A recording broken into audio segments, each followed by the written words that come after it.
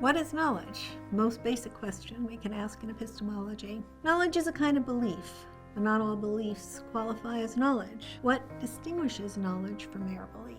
It was, unsurprisingly, Plato, with his special talent for ferreting out philosophical questions, who first posed this one. He devoted one of his dialogues, the Theaetetus, to the question, and he essentially answered it there, although he found reasons to doubt his own answer, and so that dialogue ends, like so many others of his dialogues, in aporia, the impasse. But the answer that we've since settled on is that knowledge is justified true belief. There happen to be a few ingeniously constructed counterexamples. They're called Gettier counterexamples that demonstrate that sometimes we can have justified true beliefs that don't qualify as knowledge, but their very ingeniousness seems to suggest that in general, justified true belief captures what we mean by knowledge. This answer yields us three separate elements: belief,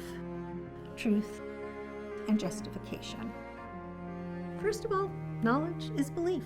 If I know that P, where P is a proposition, you remember propositions from our discussion of abstract entities, then I must believe that P. But what is a belief? A belief is an attitude on the part of a person, the believer, taken toward a proposition. To believe is to take the attitude of truth toward a proposition. That second element of knowledge, namely truth, is in a certain sense already present in the first element, belief. At least it's present aspirationally. There are other propositional attitudes. For example, disbelief or denial or doubt is a propositional attitude. So is fear and hope. These verbs are followed by the word that, which is then followed by a proposition. Let's consider a particular proposition. Say that there's life elsewhere in the universe, which is a very interesting proposition. I can believe that there's life elsewhere in the universe. I can doubt that there's life elsewhere in the universe. I can fear that or hope that there is life elsewhere in the universe. Belief is the most basic of our propositional attitudes. We are expressing it every time we make an assertion, unless we are deliberately lying. Simply to believe is to engage with the idea of truth, the goal of truth. Being a believer, which all of us are regarding at least some propositions, is being a truth engager, a truth aspirer. To express our beliefs was likely the very reason that language was created, so that we might be able to pool our claims of truth and learn from one another. As language-using, believing creatures, we are not indifferent to the truth. Our engagement with the goal of truth is baked right into this most basic of attitudes that we can take toward propositions, which is to believe them true. Our age is often described as post-truth. It's one of those catchy, attention-getting journalistic phrases, and like so many of them, it's not clear what precisely it means. If it means to suggest that we are no longer engaged with truth, then that is tantamount to asserting that we no longer have any beliefs, including the belief that we live in a post-truth age. So that can't be what people mean by that statement, since it would be self-refuting. Whatever it is people are trying to say when describing us as post-truth, it leaves our engagement with truth untouched. Can there be false knowledge? No more than there can be married bachelors. False knowledge, like married bachelors, involves a conceptual violation. The definition of knowledge, justified true belief, stipulates that one's belief in order to be known must be true. An attitude of truth taken toward a specific proposition might be what a belief is, but as we all know, beliefs can be mistaken. You can sometimes assume an attitude of truth toward a false proposition. All of us have. There's nothing contradictory in ascribing a false belief to someone, even oneself, though always at a different time from when one actually holds the belief. But it is contradictory to say that someone knows that P, even though P is false. One can say that somebody knows that vaccines cause autism, although we can say that some people believe that vaccines cause autism. Knowing that, as opposed to believing that, is what is called by both philosophers and linguists a success verb. The aspiration of belief is truth, and when you know that P, your aspiration is fulfilled, you are successfully believing. But is that enough for knowledge, believing truly? No. And that's where the third element comes in, justification.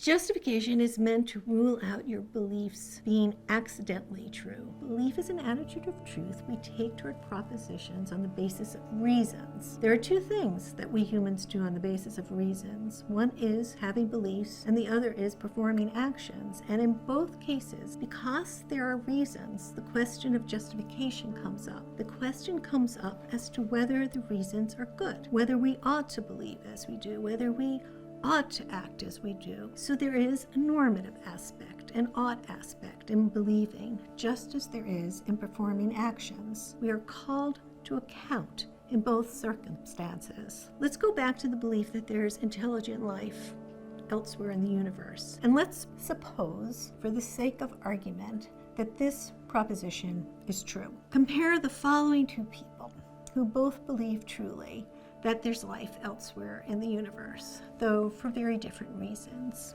Dr. McX is a scientist who studies how life first arose on our planet, and her studies have led her to conclude that the appearance of life, given certain conditions, is a fairly typical event, not requiring any anomalies, any freakish occurrences. She also has a good idea of the magnitude of the universe with its multitude of galaxies, so many as to probably have among them planets that replicate the conditions necessary for life. She estimates that the probability is fairly high that there is life elsewhere in the universe. She thus believes, and believes truly, on our supposition that there is life elsewhere in the universe. Now, Dr. McX has a neighbor who likewise believes truly that there's life elsewhere in the universe. Call him Wyatt. Wyatt is a regular reader of a newspaper that carries headlines like these: LA quake opens gates of hell. Computer virus spreads to humans. Wyatt has read numerous stories that involve space aliens, including one with this headline: Female space alien accuses Bill Clinton of sexual misconduct. Wyatt believes that there is life elsewhere in the universe. After all, he's seen a picture